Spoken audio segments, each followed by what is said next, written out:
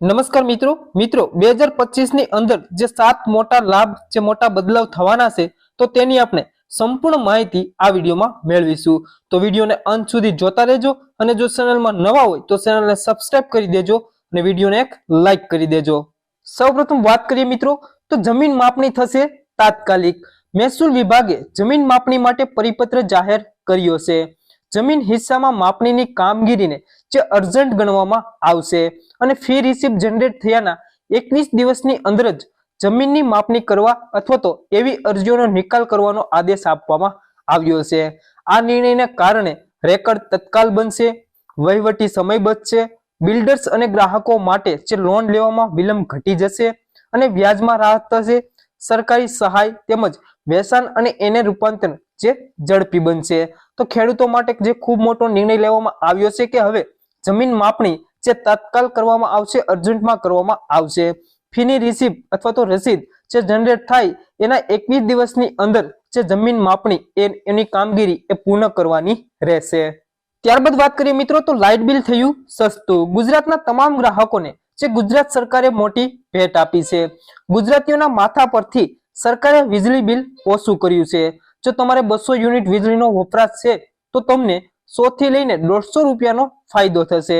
ઉર્જા મંત્રી કનુભાઈ દેસાઈએ વીજળીમાં યુનિટ દીઠ 40 પૈસા જે ફ્યુલ ચાર્જ ઘટાડવાની જાહેરાત કરી છે અને આ ફ્યુલ ચાર્જ જે દર છે જે 2.85 હતો હવે તેને ઘટાડીને 2.45 રૂપિયા પ્રતિ યુનિટ દર વસૂલવામાં આવશે અથવા તો તે કરી દેવામાં આવ્યો છે અને ગુજરાતના 1.65 કરોડ ગ્રાહકોને જે લાઇટ બિલમાં રાહત આપતો નિર્ણય લેવામાં આવ્યો છે।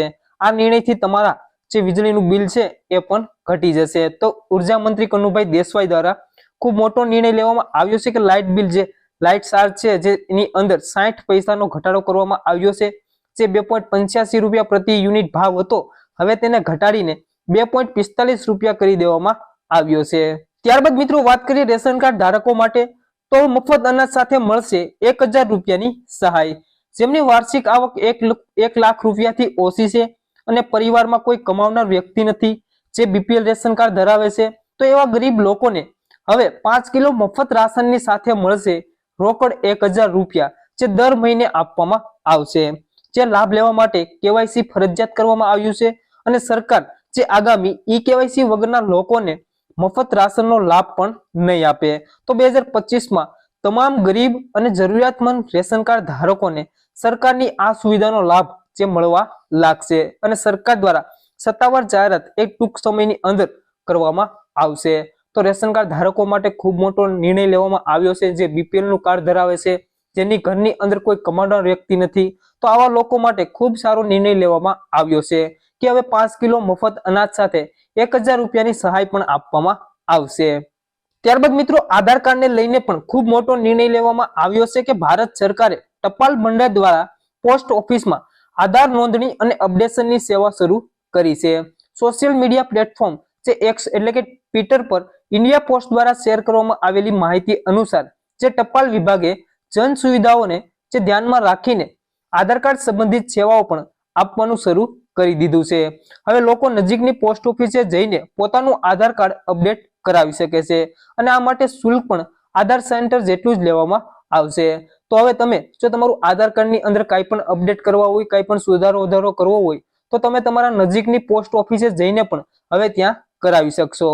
ત્યારબાદ વાત કરીએ મિત્રો તો પ્રધાનમંત્રી આવાસ યોજનાના જે અરજી શરૂ થઈ ગઈ છે મિત્રો। જે પ્રધાનમંત્રી આવાસ યોજના અર્બન 2.0 હેઠળ 1 કરોડ નવા મકાનો માટે ઓનલાઈન અરજી શરૂ થઈ ગઈ છે અને આ યોજના હેઠળ 1 કરોડ નવા મકાનો બનાવવામાં આવશે। આવાસ અને શહેરી બાબતોના મંત્રાલયના જણાવ્યા અનુસાર જે પ્રતિ યુનિટ 2.30 લાખ રૂપિયા મંજૂર કરવામાં આવશે। આ યોજના હેઠળ છેલ્લા તબક્કામાં જે શહેરી વિસ્તારમાં 1.18 કરોડ મકાનોને મંજૂરી આપવામાં આવી હતી, જેમાં 85.5 લાખથી વધુ મકાનો બનાવીને લાભાર્થીઓને સોંપવામાં આવ્યા છે। તો મિત્રો પ્રધાનમંત્રી આવાસ યોજના અર્બન 2.0 ની જે ઓનલાઈન અરજી શરૂ થઈ ગઈ છે, જેમાં 1 કરોડ નવા મકાન બનાવવામાં આવશે અને સહાયની વાત કરીએ તો 2.30 લાખની સહાય જે મંજૂર કરવામાં આવશે। ત્યારબાદ વાત કરીએ મિત્રો તો આયુષ્યમાન કાર્ડને લઈને પણ ખૂબ મોટો નિર્ણય લેવામાં આવ્યો છે કે વડાપ્રધાન મોદીએ 70 વર્ષથી વધુ ઉંમરના લોકો માટે આયુષ્યમાન યોજના શરૂ કરી છે, જેમાં 70 વર્ષથી ઉંમરના લોકો માટે બનાવેલ આયુષ્યમાન ભારત કાર્ડને આયુષ્યમાન વયવંદના કાર્ડ તરીકે ઓળખવામાં આવે છે. આ કાર્ડના આધારે વરિષ્ઠ નાગરિકોને હોસ્પિટલમાં 5 લાખ રૂપિયા સુધીની મફત સારવાર મળશે અને ગુજરાતમાં જે રકમ છે જે 10 લાખ રૂપિયા છે અને આ કાર્ડ એ વરિષ્ઠ નાગરિકોના સ્વાસ્થ્ય ખર્ચના બોજને ઘટાડવા જે સામાન્ય લોકોને રાહત આપશે. તો મિત્રો જે 70 વર્ષથી વધુના જે વૃદ્ધ વયના વ્યક્તિ છે તો એમની માટે આયુષ્યમાન વયવંદના યોજના જે શરૂ કરવામાં આવી છે અને આ કાર્ડની અંદર 5 લાખ રૂપિયા સુધીની સારવાર જે મફત સારવાર મળશે અને ગુજરાતમાં આયુષ્યમાન કાર્ડ હેઠળ જે 10 લાખ રૂપિયા સુધીની સહાય મળે છે. ત્યારબાદ મિત્રો વાત કરીએ રેશન કાર્ડ ધારકો માટે તો નાગરિક પુરવઠા મંત્રી કુંવરજીભાઈ બાવળિયાએ જણાવ્યું હતું કે ગરીબોને આપવામાં આવતા અનાજની અંદર કોઈ પણ જાતનું અથવા તો કોઈ પણ પ્રકારનું મિલાવટ અથવા તો ભેળસેળ ના થાય તે માટે અનાજનું પેકેજિંગ કરીને જે વિતરણ કરવાની વિચારણા કરવામાં આવી છે.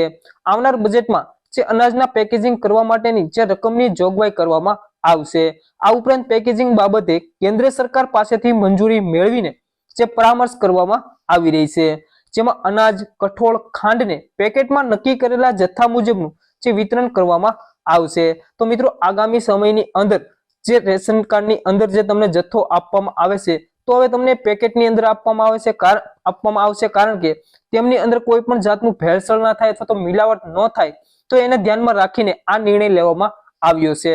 ત્યારબાદ વાત કરીએ મિત્રો તો મહિલાઓને મળશે મફતમાં સિલાઈ મશીન. તો ભારત સરકારે 2025 માટે મહિલાઓ માટે મફત સિલાઈ મશીન યોજના જાહેર કરી છે, જેમાં 15,000ની આર્થિક સહાય આપવામાં આવશે જેથી તેઓને રોજગાર અને સ્વરોજગારની તક મળી શકે. અને પ્રધાનમંત્રી વિશ્વકર્મા યોજનાની જે સત્તાવાર વેબસાઇટ છે જે pmvishwakarma.government.in પર તમારે અરજી કરવાની રહેશે.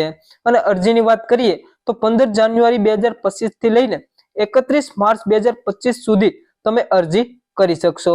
જો તમે પણ આ યોજનામાં લાભ લેવા માંગતા હોય, અરજી કરવા માંગતા હોય તો તમારે પીએમ વિશ્વકર્માની જે ઓફિશિયલ વેબસાઇટ છે એમના ઉપર જવાનું રહેશે અને ત્યાંથી તમારે ઓનલાઈન અરજી કરવાની રહેશે. જે 15 જાન્યુઆરી થી લઈને 31 માર્ચ સુધી તમે અરજી કરી શકશો.